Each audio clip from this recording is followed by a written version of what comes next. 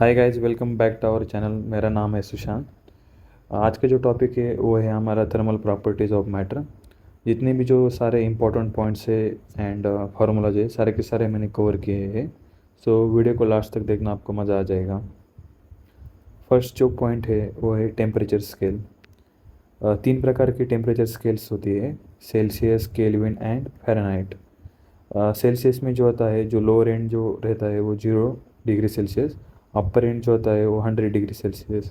Kelvin में जो अपर and जो होता है वो 373 केल्विन, लोअर एंड जो होता है 273 केल्विन। फ़ारेनहाइट में फ़ारेनहाइट में जो अपर एंड का जो टेम्परेचर रहता है 212 फ़ारेनहाइट, एंड लोअर एंड में जो होता है वो 32 फ़ारेनहाइट। अगर हम डिफरेंस देखें इन दोनों का तो 100 आ जाएगा। अपर एंड एंड केल्विन में अगर हम डिफरेंस देखेंगे अपर एंड एंड लोअर एंड में, तो ये भी 100 आ जाएगा। बट फ़ारेनहाइट में जो आएगा डिफरेंस वो 180 आएगा। सो आपको क्या करना है, तीन फार्मूले आपको याद रखने हैं। K is equal to C plus 273, C upon F is equal to F minus 32/9, C minus 0/100 is equal to K minus 273/100 is equal to F minus 32/180। Change in temperature जो है वो delta C is equal to delta K delta K is equal to delta C is equal to 5/9 into delta F. ये भी आपको याद रखना है, important relation है। देन नेक्स्ट जो पॉइंट है वो है thermal expansion. Distance between any two points on a solid increase with increase in temperature. अगर हम हीट करेंगे तो ये जो एक्स एंड वाई पॉइंट जो है, इन दोनों का जो डिस्टेंस जो होगा एक्स एंड वाई पॉइंट के बीच में, वो इंक्रीज हो जाएगा। अब इसमें जो है लीनियर एक्सपांशन फर्स्ट। अगर ये रॉड है, अगर हम इसको हिट करेंगे तो इसकी जो लेंथ होगी वो बढ़ जाएगी। तो आपको क्या करना है, इसमें एक फार्मूला याद रखना है। So change in length is equal to initial length into alpha into delta T. Alpha जो होता है वो coefficient of the linear expansion होता है। So final length is equal to initial length in bracket 1 plus alpha into delta T. Next जो point है वो है बायोमेटेलिक स्ट्रिप। इसमें जो होता है दो अलग अलग मेटल की स्ट्रिप होती है। अगर हम इसको हिट करेंगे तो क्या होगा, ये जो बायोमेटेलिक स्ट्रिप जो है वो बेंट हो जाएगी।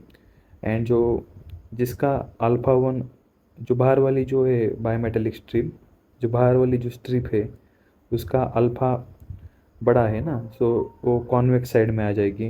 एंड जिसका अल्फ़ा जो छोटा है, अल्फ़ा 2, वो कॉन्केव साइड में आ जाएगी। सो कंडीशन क्या है इसमें, इनिशियल लेंथ जो होनी चाहिए दोनों स्ट्रिप की वो सेम होनी चाहिए।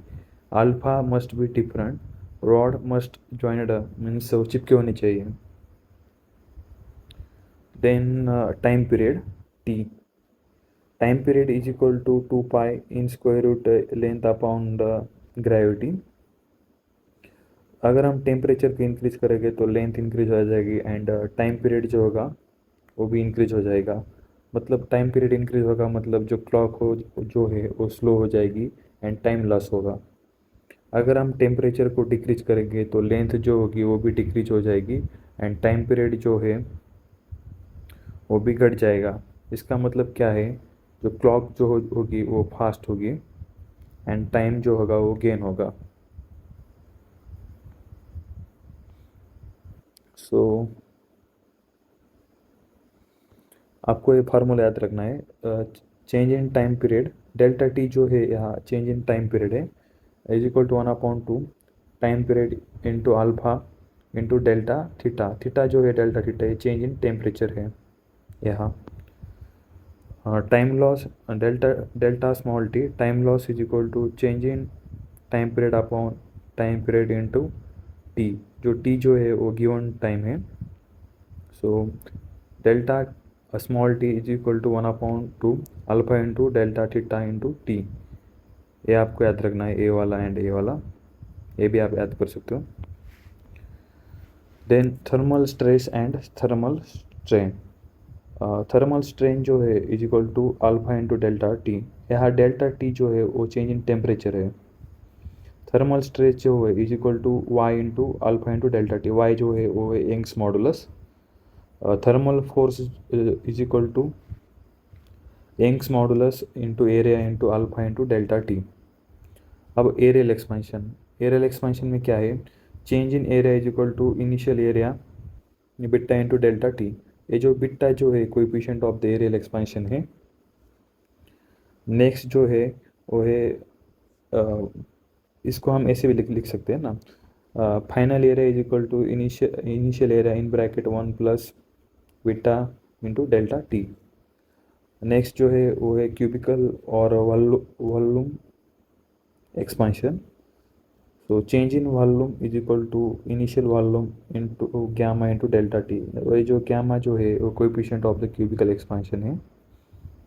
So final volume is equal to initial volume in bracket 1 plus gamma into delta t। relation between the alpha beta and gamma, alpha is equal to beta upon 2 gamma upon 3, ये आपको याद रखना है।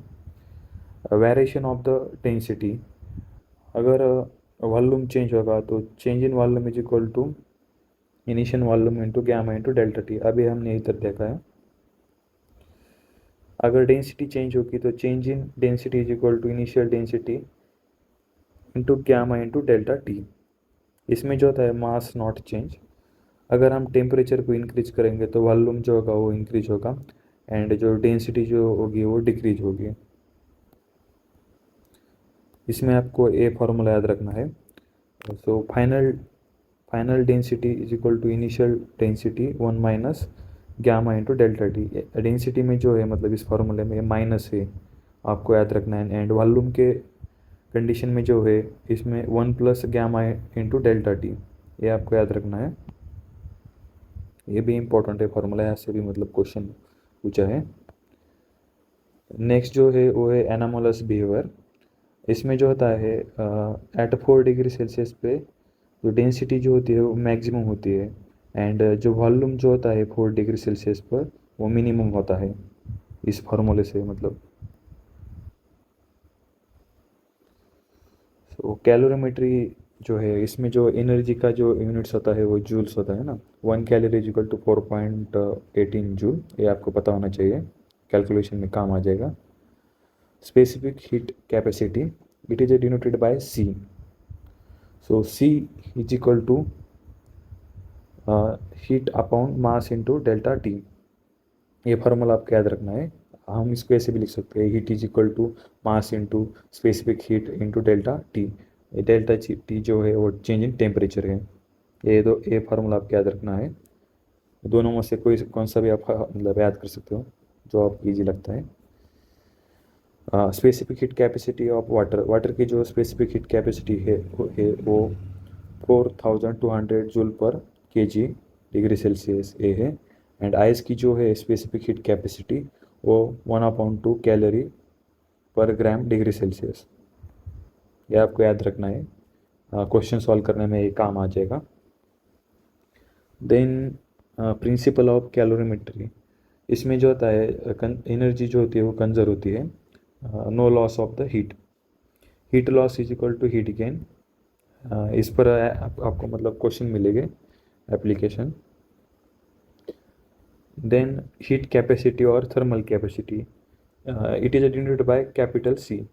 जो specific heat capacity थी वो अब हमने स्मॉल सी से डिनोट की थी एंड जो हीट कैपेसिटी जो होती है और थर्मल कैपेसिटी वो it is denoted by capital C. आपको कंफ्यूज होगा। So heat capacity is equal to mass into specific heat capacity। अब water equivalent, heat capacity of the water equivalent is equal to heat capacity of the body is equal to mass of the water।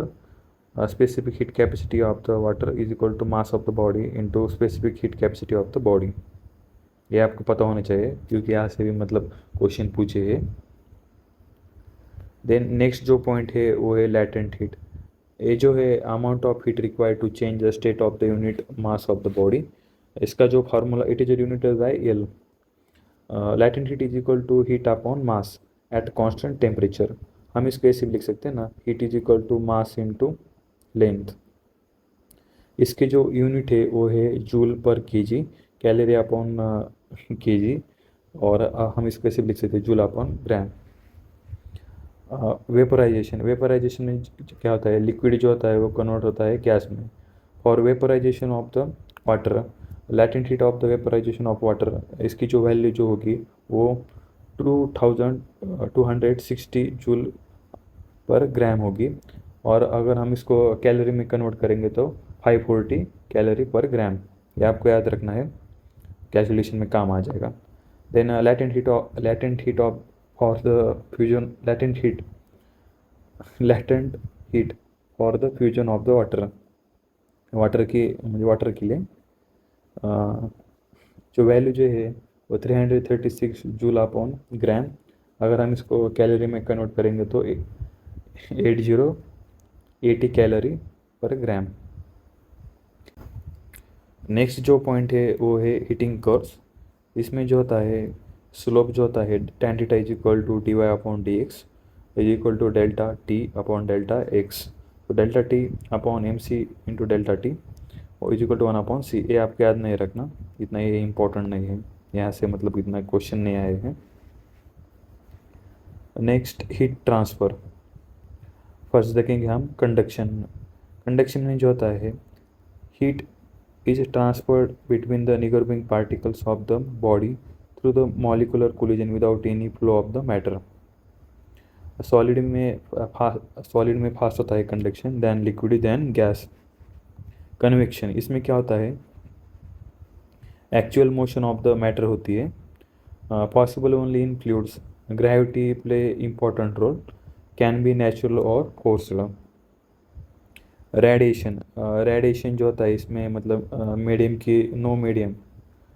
की requirement नहीं होती, इसमें medium नहीं लगता, मतलब medium की ज़रूरत नहीं होती। एग्जांपल मतलब इलेक्ट्रोमैग्नेटिक वेव्स। कंडक्शन, इसमें क्या होता है ऑसिलेशन ऑफ मॉलिक्यूल्स होता है, generally occurs in solid. Amount of heat transfer, अगर ये जो रॉड है अगर हम इसको हीट देंगे तो हीट क्या होगी, यहाँ से यहाँ तक ट्रांसफ़र हो जाएगी।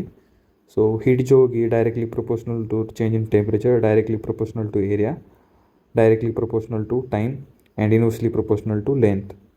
सो आपको ये जो फार्मूला है ये फार्मूला आपको याद रखना है। इसमें जो के जो होता है वो थर्मल कंडक्टिविटी होता है। अगर हम टी को इधर लाएंगे तो हीट अपॉन टाइम जो होता है वो होता है rate of the heat transfer और rate of the heat flow. It is denoted by H. So heat transfer is equal to into K into A into delta T upon length. Units क्या है, joule पर second पर metre पर kelvin. Next जो point है वो है temperature gradient. Temperature gradient is equal to D T upon D X. अगर हम इसमें डालेंगे, इसको रिप्लेस करेंगे तो हमें ए मिल जाएगा। नेक्स्ट जो पॉइंट है वो है थर्मल रेजिस्टेंस।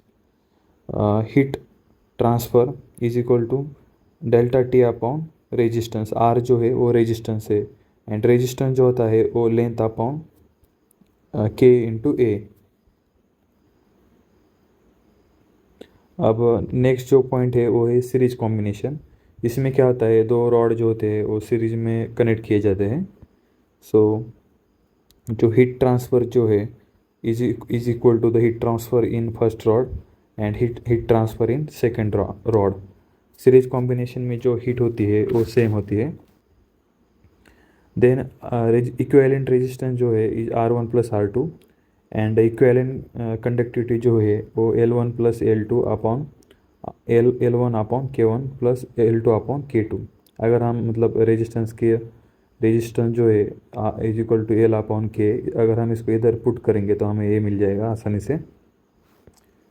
जंक्शन टेम्परेचर जो है इसमें क्या होता है heat transfer in first rod is equal to heat transfer in second rod and change in temperature upon first resistance of the first rod is equal to change in temperature upon resistance of the second rod. ये आपको याद रखना है, यहाँ से भी मतलब बहुत सारे क्वेश्चन पूछे हैं एग्ज़ाम में। नेक्स्ट पैरेलल कॉम्बिनेशन, इसमें क्या होता है, जो रॉड्स जो होते हैं वो पैरेलल में कनेक्ट किए जाते हैं। सो हीट ट्रांसफ़र जो होती है इक्विवेलेंट हीट ट्रांसफ़र जो है वो heat transfer in first rod is equal to heat transfer in second rod. Equivalent जो रेजिस्टेंस जो होता है वो 1/RE is equal to 1/R1 plus 1/R2। अगर हम रेजिस्टेंस का जो मतलब resistance is equal to L/K, अगर हम इसको इसमें पुट करेंगे तो हमें तो थर्मल कंडक्टिविटी मिल जाएगी। Thermal conductivity is equal to K1 into A1 plus K2 into A2 upon A1 plus A2। मतलब ये जो सीरीज होता है ना, सीरीज कॉम्बिनेशन, इसमें एरिया जो रहता है वो सेम रहता है एंड हीट जो ट्रांसफ़र होती है वो भी सेम रहती है। बट इन पैरेलल कॉम्बिनेशन में जो होता है, पैरेलल कॉम्बिनेशन में क्या होता है, लेंथ जो रहती है वो सेम रहती है एंड जो इसका जो एरिया रहता है एंड एरिया जो रहता है वो डिफरेंट रहता है एंड जो हीट ट्रांसफ़र जो होती है वो भी डिफरेंट रहती है। नेक्स्ट पॉइंट जो है रेडिएशन। रेडिएशन में जो होता है मीडियम नहीं होता, मीडियम की रिक्वायरमेंट नहीं होती। इलेक्ट्रोमैग्नेटिक हो example. Emissive power is equal to heat upon area into time, ये आपको याद रखना है। Emissive power depend upon the temperature and wavelength. Emissive power जो होती है वो टेम्परेचर एंड वेवलेंथ पर डिपेंड होती है, इस पर डिपेंड नहीं होती है हीट एंड एरिया पे।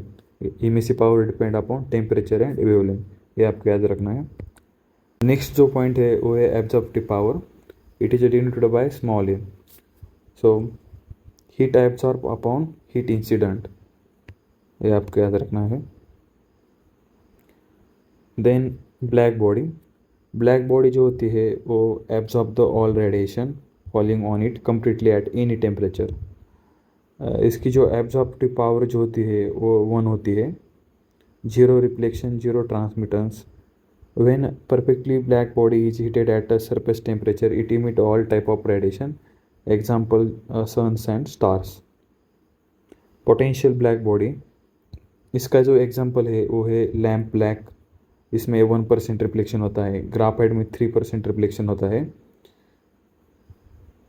एंड प्लैटिनम जो होता है वो भी मतलब पोटेंशियल ब्लैक बॉडी का एग्जाम्पल है। आइसोथर्मल इनक्लोजर, जो थर्मस जो होता है ना वो। Kirchhoff's law,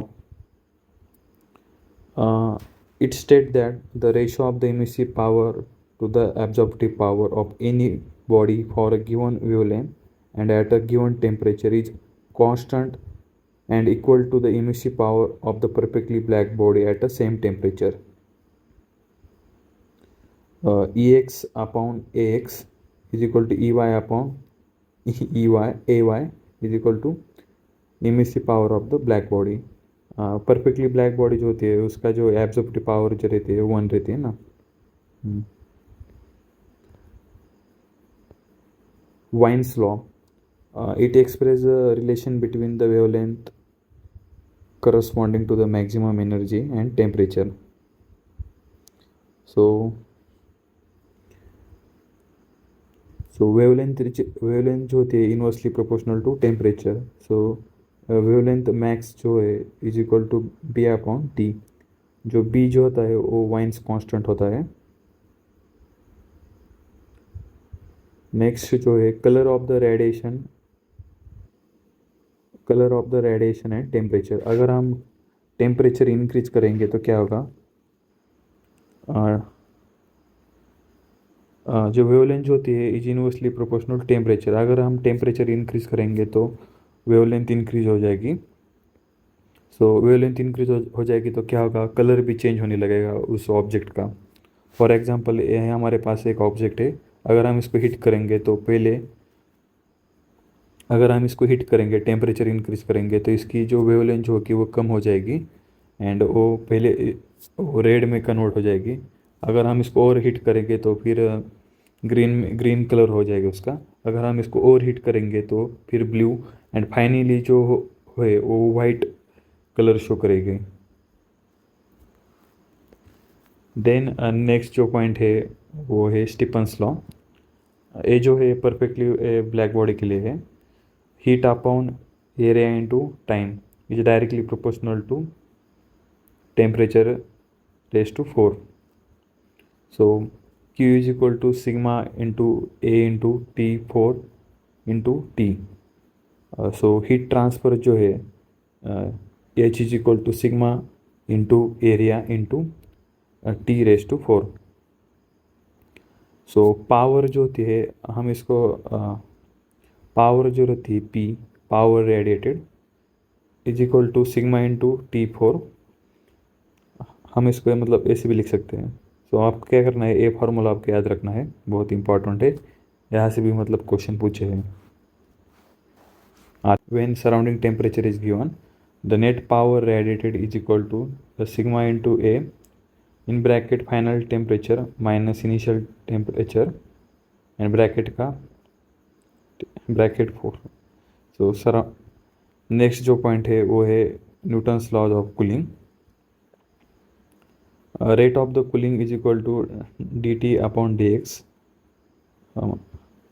कैपिटल T जो होता है वो टेम्परेचर है एंड स्मॉल t जो है टाइम है। So rate of cooling is equal to k in bracket temperature of body minus temperature of the surrounding.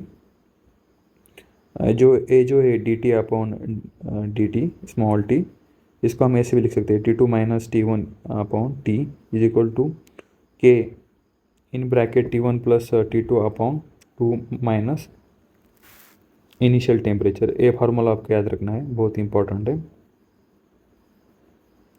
Rate of the cooling decrease with time, ये आपको याद रखना है।